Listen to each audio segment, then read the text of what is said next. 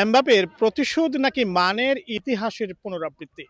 France সেনেগালের match শুরুর আগে এই ছিল যখন তুমুল আলোচনা। ফ্রান্স সেনেগাল ম্যাচের শেষ পর্যন্ত এমবাপেই প্রতিশোধ নিয়েই মাঠ ছেড়েছেন এবং প্রতিশোধটা তিনি নিজেই নিয়েছেন।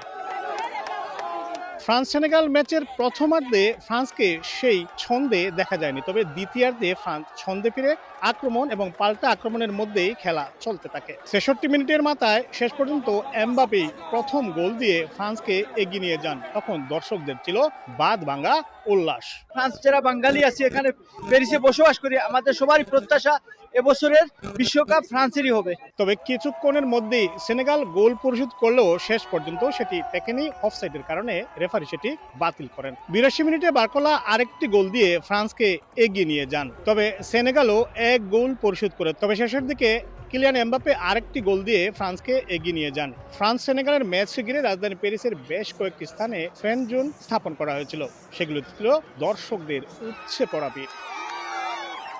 ফ্রান্সের জয়ে উচ্ছ্বাস প্রকাশ করেছেন ফরাসি ফুটবল সমর্থকরা। শেষ পর্যন্ত ৩-১ গোলের ব্যবধানে ২৪ বছর পর প্রতিশোধ নিয়েই মাঠ ছেড়েছে ফ্রান্স।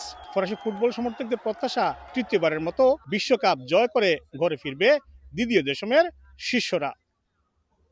রাজধানী প্যারিস থেকে মোহাম্মদ লুৎফুর রহমান বাবু, সময় সংবাদ।